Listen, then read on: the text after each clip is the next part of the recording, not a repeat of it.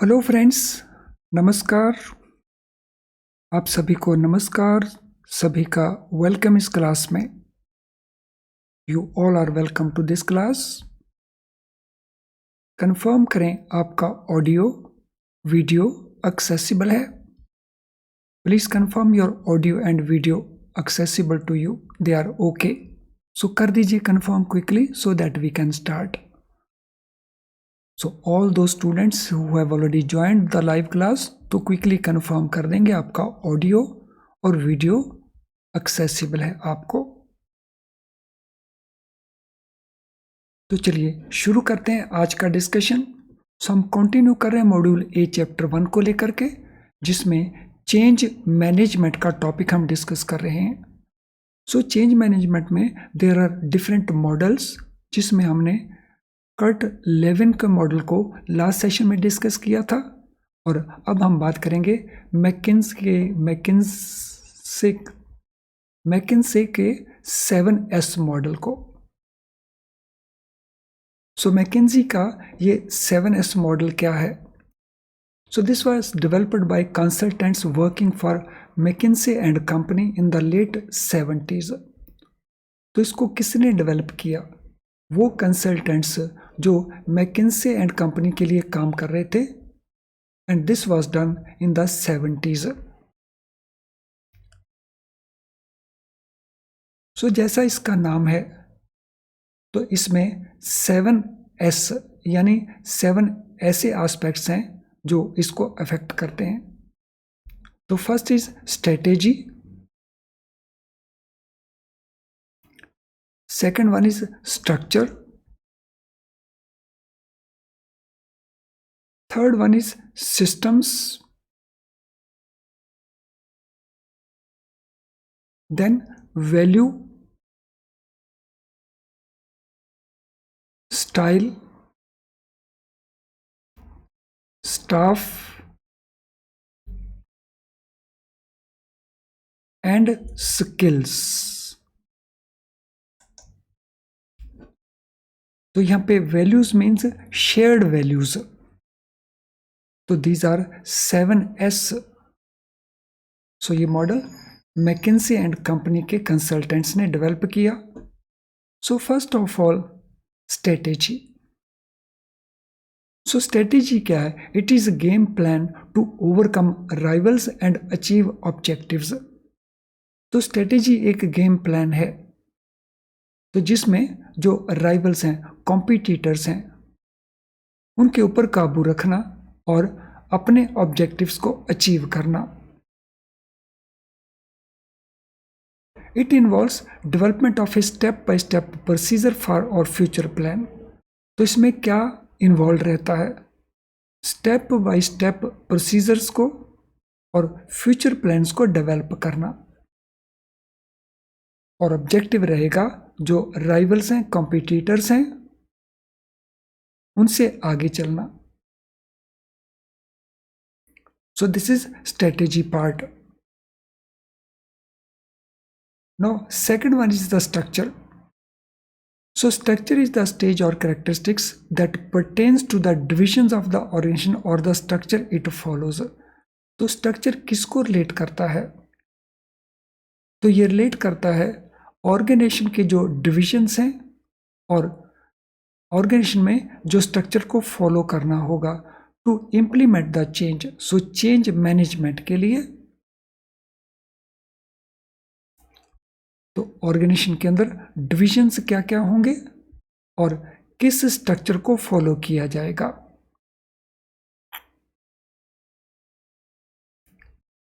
So third S is systems. So it is related to the way in which day-to-day activities are carried out in order to complete a task, and it focuses on how task is carried out. तो system किसके ऊपर focus करता है? वो method जो day to day activities करते समय follow किया जाएगा ताकि टास्क को कंप्लीट किया जा सके, और ये फोकस करेगा कि टास्क को कैसे कैरी आउट करना होगा। So it is related to the manner, the method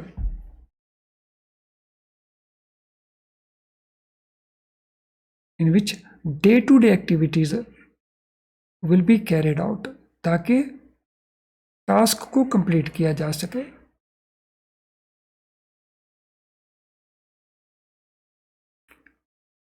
Now next one is value or shared value. These are fundamental or primary principles that an organization bases its operations and decisions on in order to function effectively. So properly function करने के लिए, effectively function करने के लिए, तो ये वो fundamental या प्राइमरी प्रिंसिपल्स हैं जो किसी भी ऑर्गेनाइजेशन की ऑपरेशंस के लिए और डिसीजंस के लिए बेस का काम करती हैं। So they become basis for operations of the organisation और डिसीजंस रिलेटिंग टू ऑर्गेनाइजेशन, ताकि वो इफेक्टिवली फंक्शन कर सके। Next one is the style. So style is the manner in which changes in leadership and organizational structures are accepted or put into effect. तो style क्या है?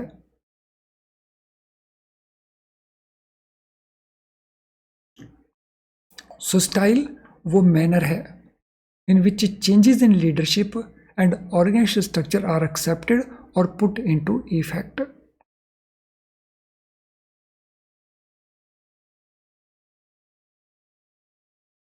Then next one हमारे पास है staff.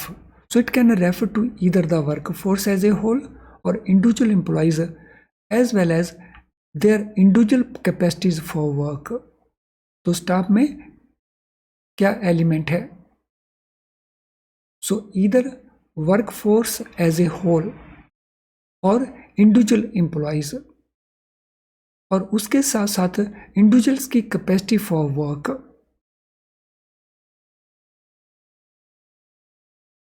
Then we have skills, the last one. Employees of the organization possess a wide variety of skills in addition to their core competencies. So change management के लिए ये ज़रूरी है कि ऑर्गेनाइजेशन के जो एम्प्लॉयज़ हैं उनके पास वैरायटी ऑफ स्किल्स होनी चाहिए उनकी कोर कॉम्पिटेंसीज के एडिशनल। तो ये 7 एलिमेंट्स हैं जो मैकिन्जे के मॉडल में प्रेस्क्राइब किए गए हैं। तो अब इनको लेकर के कुछ क्वेश्चंस हम डिस्कस करेंगे ताकि हम इनको और बेटर वे में अंडरस्टैंड कर सकें। तो first question, who developed McKinsey 7S model? Apple ने, गूगल ने, मैकिन्जे एंड कंपनी ने, या माइक्रोसॉफ्ट में? सो तो ये डिफिकल्ट है ही नहीं question, it's very easy. So it is McKinsey and company. Question 2, what are 7 stages of McKinsey 7S model? So McKinsey S model की 7 स्टेजेस कौन कौन सी हैं? तो इन सभी स्टेजेस को केयरफुली रीड करिए और फिर देखिए कौन सा ऑप्शन हमारा सही बनता है। Read all option carefully.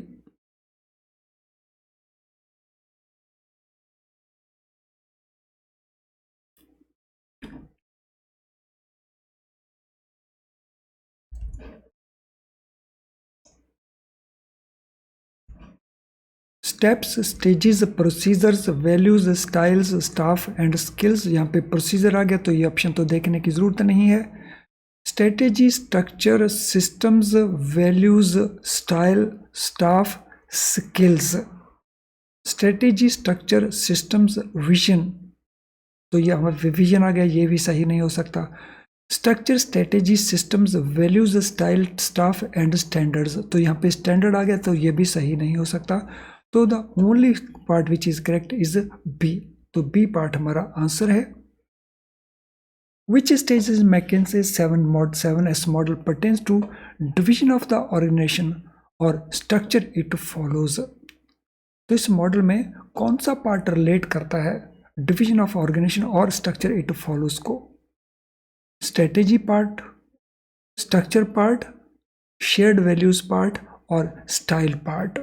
तो कौन सी स्टेज इसको रिलेट करती है? क्वेश्चन नंबर 3, तो it is structure, that is answer B. Question number 4, what is shared value in McKinsey's 7S model? तो इस 7S मॉडल में शेयर्ड वैल्यू क्या है?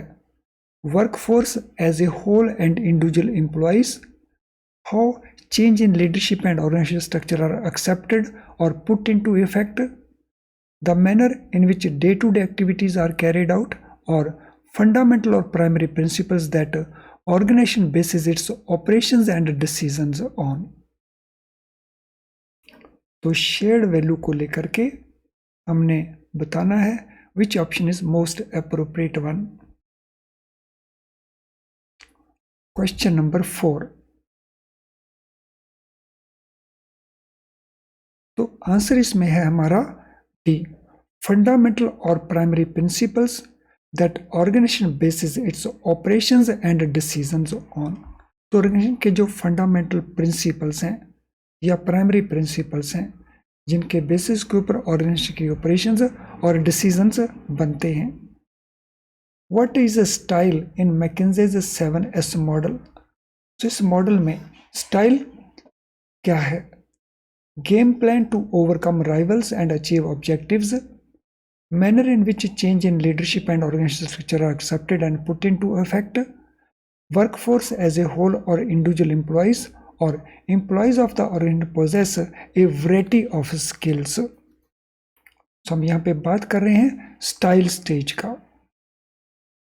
तो इसके लिए एप्रोप्रिएट आंसर क्या बनता है स्टाइल स्टेज के लिए?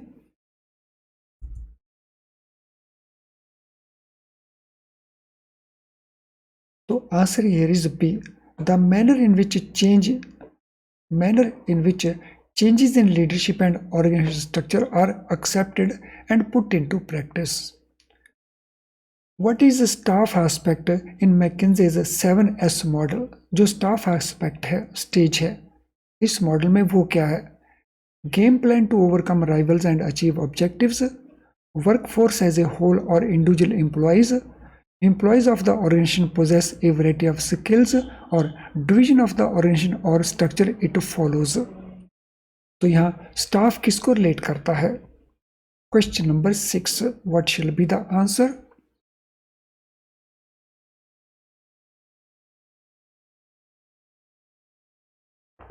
सो क्या आंसर रहेगा क्वेश्चन नंबर 6 के लिए? तो it is answer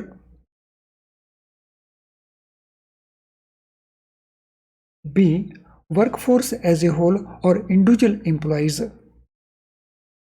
So this will be our answer for question number 6। What is a skill in McKinsey's 7S model? तो स्किल किस चीज को रिलेट करता है इस मॉडल के अंदर? डिविजन ऑफ द ऑर्गेनाइजेशन और the structure it follows, game plan to overcome rivals and achieve objectives, employees of the organisation possessing variety of skills, manner in which changes in leadership and organizational structure are accepted or put into effect। So which option appears to be most appropriate?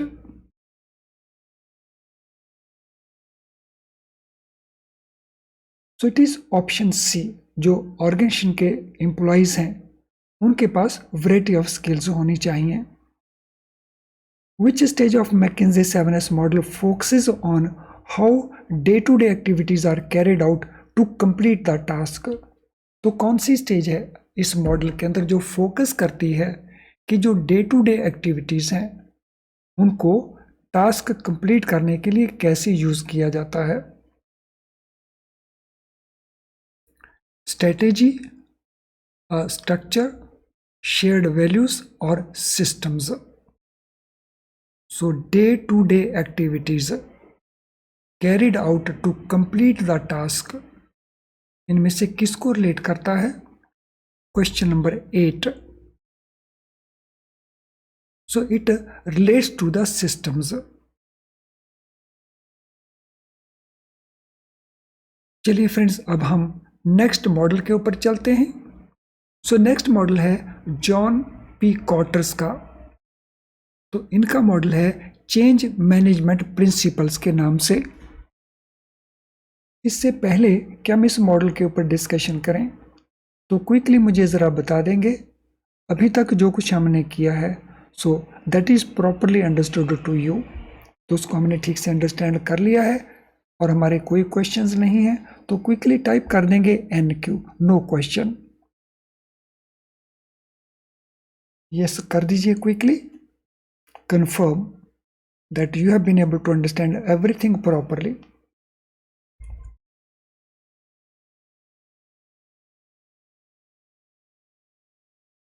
तो चलिए अब हम discuss करेंगे John P quarters change management principles. So these principles are widely regarded as one of the most influential principles. In principles के बारे में माना जाता है कि ये मोस्ट इन्फ्लुएंशियल प्रिंसिपल्स हैं।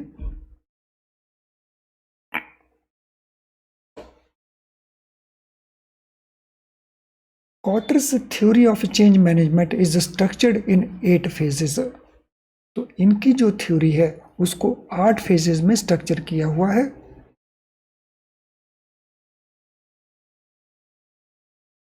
तो ये 8 स्टेजेस कौन कौन सी हैं, ये 8 फेजेस कौन कौन से हैं कॉटर्स के मॉडल के? So first is rising sense of urgency. So rising or increasing sense of urgency. So urgency means something which needs to be done immediately. So creating a sense of urgency among people is in focus. तो इस stage के ऊपर जो create करना है, sense of urgency create करनी है in the people, that change is actually required.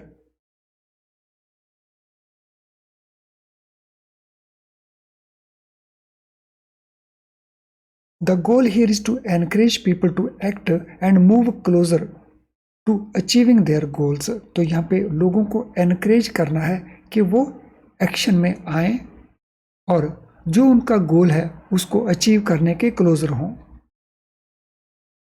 So the goal is to encourage people that they should put their effort into action.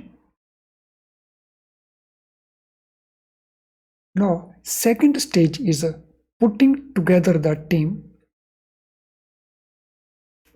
So team को build करना to make sure that you have the right people on the team by choosing individuals with a diverse set of abilities, level of knowledge and level of commitment. So ये सुनिश्चित करने के लिए कि आपके साथ जो लोग काम कर रहे हैं, आपकी टीम में जो लोग काम कर रहे हैं, they are the right people. And for that purpose किन इंडिविजुअल को चूज करना होगा जिनके पास डाइवर्स सेट ऑफ एबिलिटीज हैं, लेवल ऑफ प्रॉपर नॉलेज है और उनमें लेवल ऑफ कमिटमेंट भी अच्छा है। तो पुटिंग टुगेदर टीम, तो जब टीम बनाई जाएगी तो these aspects will be taken into account, तो इन एस्पेक्ट को देखा जाएगा।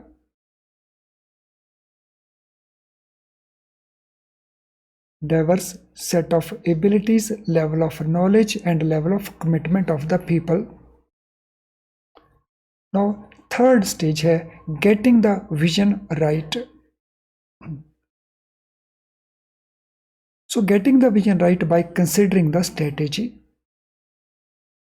तो जो विजन है वो सही होना चाहिए और अगर पहले से सही नहीं है तो उसको सही करना, करेक्ट करना।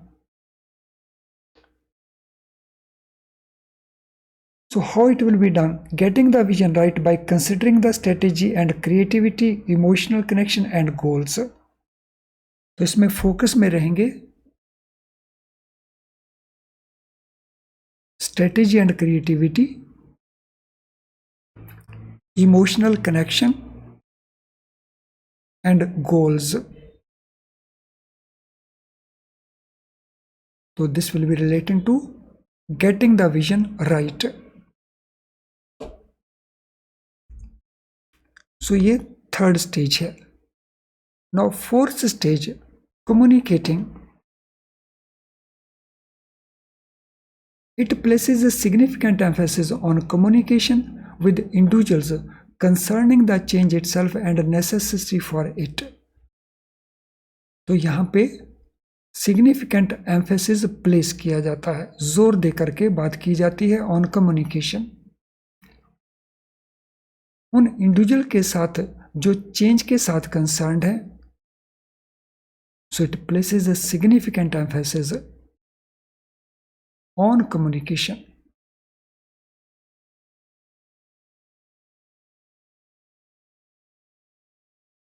सो जो भी स्टेक होल्डर्स हैं who are concerned with that change. Then getting things off the ground. तो यहां पे हमारा एक्चुअल इंप्लीमेंटेशन आ गया, getting things off the ground. To get things moving और to empower action, you need to get support, remove roadblocks and implement feedback in a constructive वे।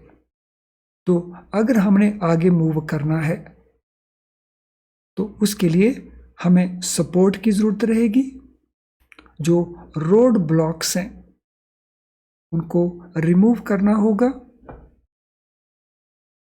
और feedback जो हमें मिली है उसको इंप्लीमेंट करना होगा in a constructive way.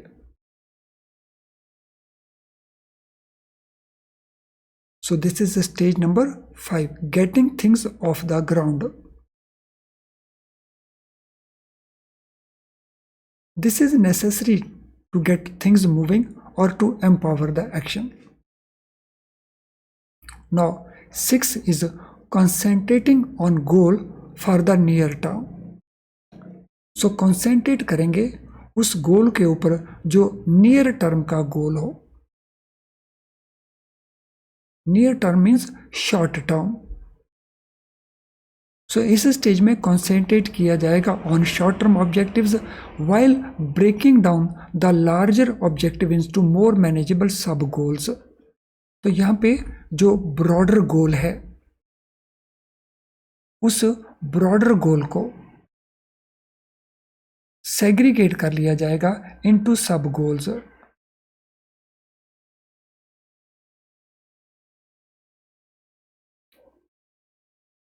So concentrate on short-term objectives while breaking down the larger objectives into more manageable sub-goals. Then 7th stage है not giving up. So giving up means effort को छोड़ देना for change management. तो here not giving up means refraining from giving up during the process of change management, no matter how challenging the circumstances may appear. तो किसी भी हालत में जो प्रोसेस इनिशिएट किया है चेंज मैनेजमेंट का उसको बीच में नहीं छोड़ना, और उसके लिए बहुत सारे चैलेंजेस होंगे। तो उन चैलेंजेस के बावजूद भी गिव अप ना करना उस प्रोसेस को, यानी उसको कंप्लीट करना, we can say. And last stage adapting to new circumstances. So change के बाद जो नए सर्कमस्टांसेस बने हैं उनके मुताबिक अपने आप को मॉडिफाई करना। So reinforce the change and incorporate it into culture of the workplace. तो वो जो चेंज है वो वर्क प्लेस का कल्चर में कन्वर्ट हो जाए। So to reinforce the change and incorporate the change into culture of the work place.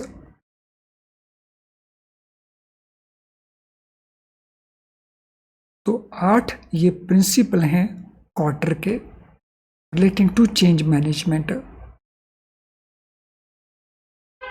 और अब जिन स्टूडेंट्स का अभी तक लाइक डिसलाइक कंप्लीट नहीं हुआ है वो लाइक डिसलाइक को कंप्लीट कर देंगे। सो कर दीजिए क्विकली लाइक डिसलाइक को कंप्लीट, और इसके बाद इससे जो रिलेटेड क्वेश्चंस हैं तो उनको हम डिस्कस कर लेंगे।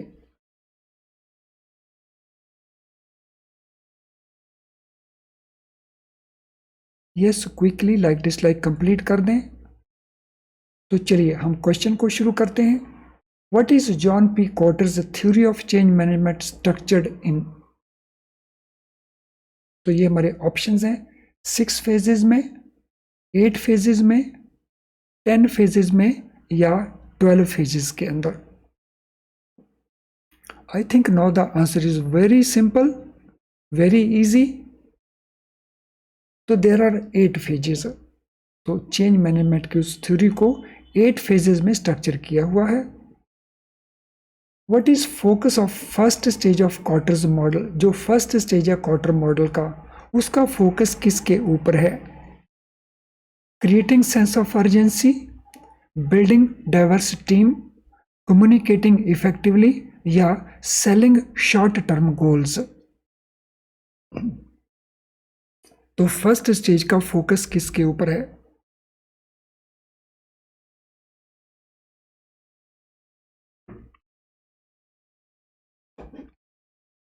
सो फर्स्ट स्टेज का फोकस है creating sense of urgency, that is answer A. What is most important factor in achieving success according to stage 7 of Kotter's model? तो जो स्टेज 7 है उसके मुताबिक what is most important factor in achieving the success? Setting clear long-term goals, building diverse team, perseverance or adapting to new circumstances?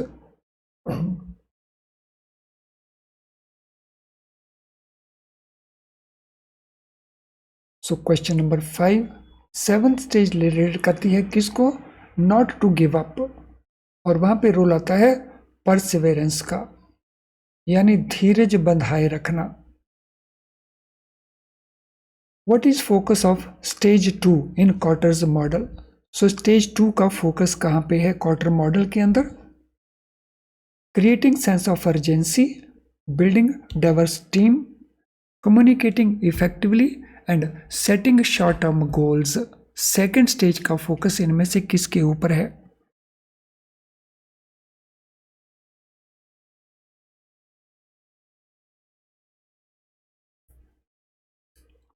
सो इसका focus है building a diverse team. What should be the goal when getting vision right according to stage 3 of Kotter's model? तो goal क्या रहता है जब हम अपने vision को करेक्ट करना चाह रहे हैं? According to stage 3, focus on strategy and creativity, establish emotional connection, set clear goals या all these. Question number 7, so what shall be our answer for question number 7?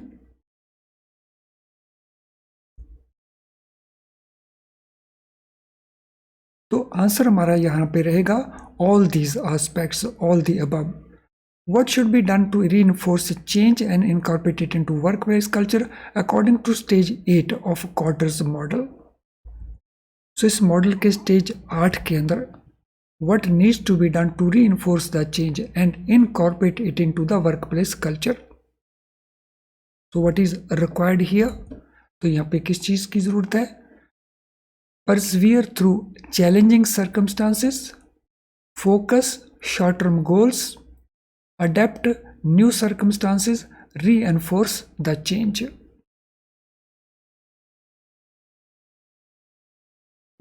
So question number 8, what is the most appropriate answer?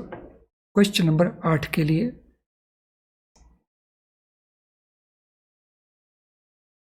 Question number 8 के लिए जो answer हमारा रहेगा सी and D दोनों ही correct हैं।